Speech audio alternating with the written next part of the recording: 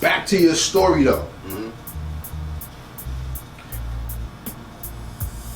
Do you know why Batman is the most celebrated hero in comic book history? I think it's because he don't have no powers. I would say that's one of the reasons. And he hangs with the big dogs, you know what I mean? With no powers, you know. So Batman's story is the everyman, common man story.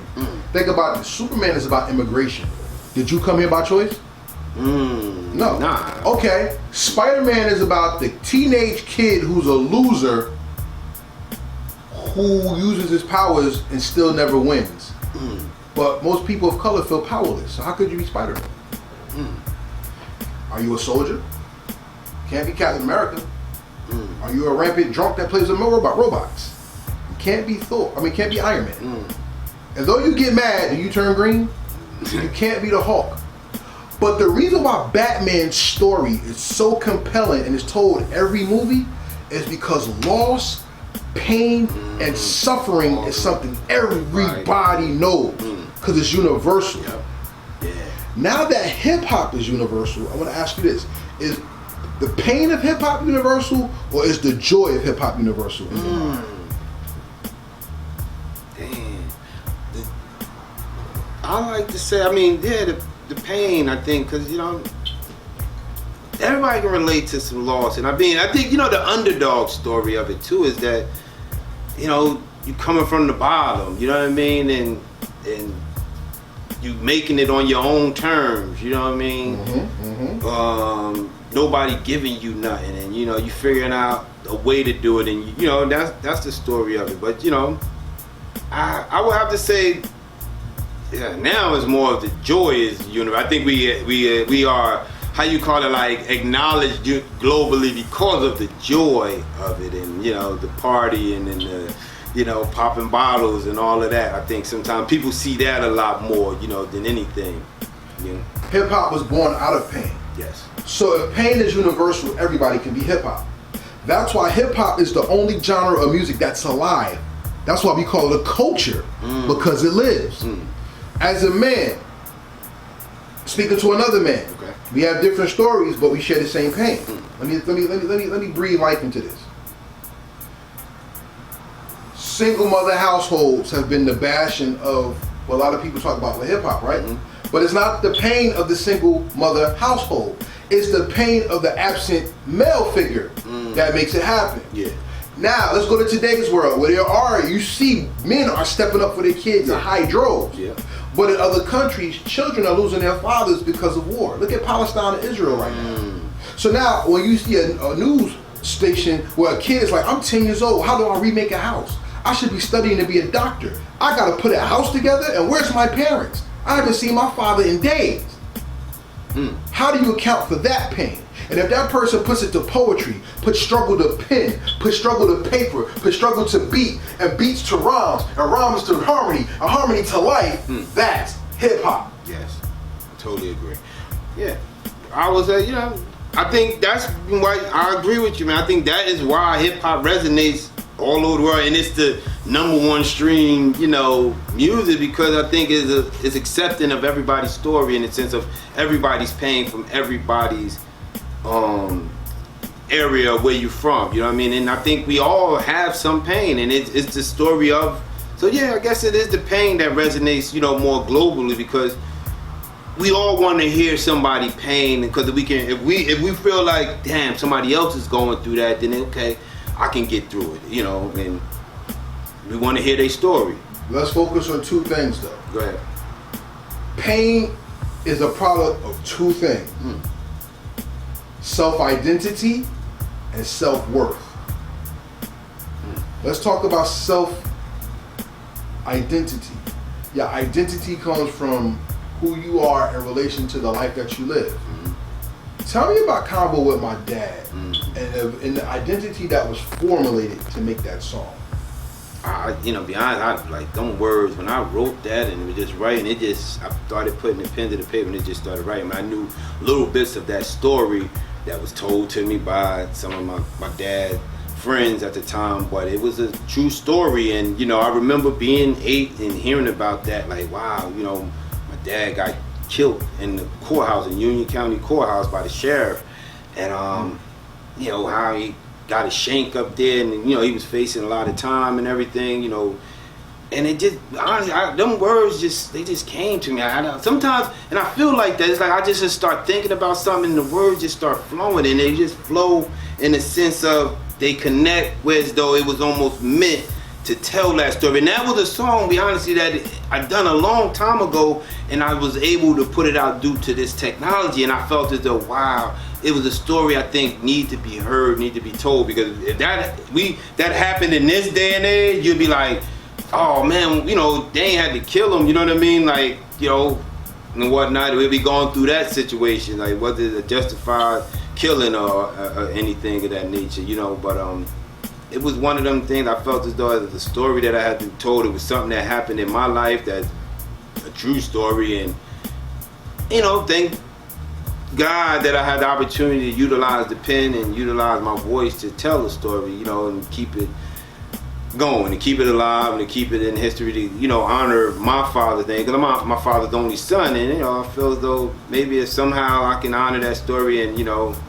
keep him shining over on me and guiding me through, you know, him being up in heaven. But, you know, it was definitely a true story to me, and I just was happy that it was able, during this time and technology, I was able to put it out and let people hear it and give them, you know, a glimpse of it, man. But the words just came to me. I really, when I wrote that, I don't even know. I look back on it, was like, wow, that poetry in itself. I made myself with that one, be honest. I was like, but it just flowed, man. The words just kept, I was just writing. And then the crazy thing, I just didn't stop writing until the whole story was finished. Like, I was like, wow. So, spirit and soul. Remember we said that? Mm-hmm. Yeah. Right. So then I always ask this question, and maybe you can carry on the legacy and tradition. And here it is. When you create your songs, do you translate the beat, or do you translate the language of the beat, or do you bring your own language to the music? A lot of times I think I bring my own language to the music, because a lot of times I'm writing. I think when we go back and you say like experience in doing something, if you do it enough times, you eventually you're gonna get better at it and get good at it if you do it enough times. And I think it got to a point where I can write songs and I can already write them to go to any beat. You know what I mean? And then it's a process of finding that right beat that's gonna marry with that verse or them lyrics and stuff like that. But sometimes, most of the time, you know, I'm just writing. When the thoughts are coming to my head, I'm just writing. But I write in the sense of I'm flowing, you know, because I already know that every beat is 1, 2, 3, 1, 1, 2, 3, 4, 1, 2, 3, you know what I mean, and so on, and them measures. So as you writing in that tone to catch any beat. And then it's just a matter of slowing up, speeding up, and finding the right track that merge with those thoughts. And then there, you know, but there's those times where I'm right on point, right on the spot. I hear a beat and then I just start writing to it. You know what I mean? And write to it. But most of the stuff, I'm always just writing. I'm just writing, constantly jotting down stuff in my head, jotting down stuff on my phone, you know, whenever I get opportunity. And then when the right music come across and it marry the lyrics, it's like, oh, it's a miracle, you know? So. And that's why it's important for you to always acknowledge your cape. Because part of being a hero is that pose. Yes. Everybody knows who you are. Yeah. And you stroke a pose on no joke. So let's get into it. Because you put your face front and center in front of people with graffiti, pop locking, breakdancing. That's the 80s, you know, right there. Yeah. It had to be confident with. You know, I think so. You know, I mean, hip hop, it definitely bring that. You know, I enjoy that braggadocious moment of it too. And it's like, hey, man, look, nothing wrong with being confident in yourself and who you are. You know what I mean? Motherfuckers call it brag, excuse my language, whatever. But if you know, I don't call it bragging if you back it up. You know what I mean? And look, ain't nobody gonna be as hype about you than you are. You know what I mean? You have to be hype about yourself, and that becomes addictive to other people. It becomes contagious, and then they catch on to it and be like, oh, I guess he is that dope. You know what I mean? So he believe that shit, and yeah, and I'm gonna always believe that. So I mean, yeah, I mean, no joke. That's what it was just about. Like, man, just do it. You know what I mean? Just go for it. And so, and with that being said, after putting that video out and people saying it's like, you know, I didn't realize that, you know what I mean, that kids or, you know, young kids that see that like, oh, like look at it like, cause you know I used to coach football and everything, and I wouldn't tell them that I used to rap and stuff like that, and they somehow found out and be like, I seen you coach Steady. They still call me Steady. You know what I mean? I have young kids, parents out cutting hair, telling them to call me Mr. Steady Roc. And shit. I'm like, oh, okay. But yeah. So you know, I guess you know you do have to always take into consideration. I always say you have to take into consideration people watching you. You know what I mean? You don't know they watching you, and they may not say something, but they watching you and saying like, damn, I like what he's doing. Especially if you know you carry yourself in a certain way. I mean, you know, so. You always gonna be, somebody is trying to model their life after you, whether it be just your kids or just somebody that's watching you. And it's more, when it's more people that know you than you know them, you have to, you know, take that in consideration, you know. So then, to finish out this part of the interview, I'm gonna ask you this question. All right. And we're gonna roll on from here. Mm-hmm. Hip hop, once again, is about identity and purpose. Mm-hmm. That's the best way I can put this. Okay. The cruelest lesson I was ever taught was I didn't matter. So if I'm smart and know something, shut up because you don't know your place. If you're a black man, shut up because you don't know your place. Hip hop taught me I have a voice and my voice has a place.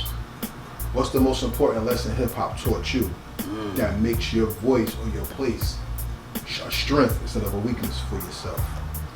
Well, I'll definitely have to say, man, hip hop taught me that you can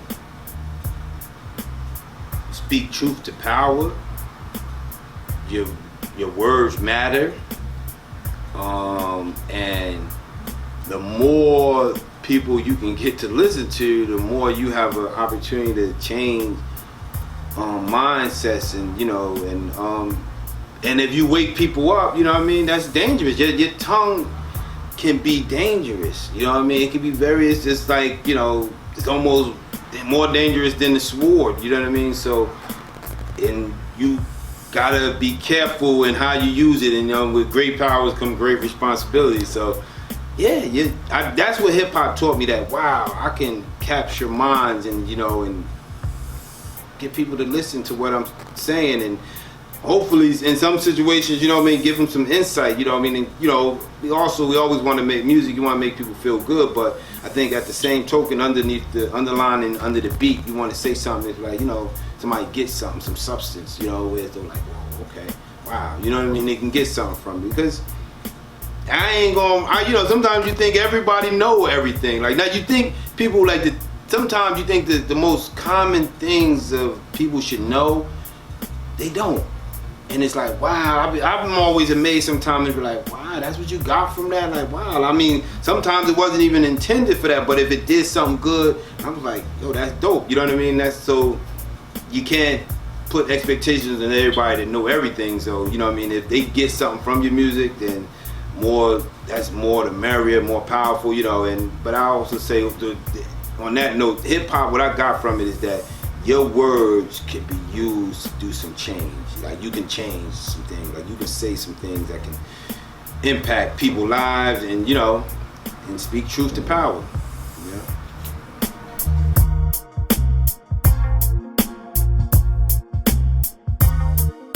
Thank you for watching our presentation. We ask that you subscribe to our YouTube family and hit the notification bell for updates. Please like, comment, and share this video.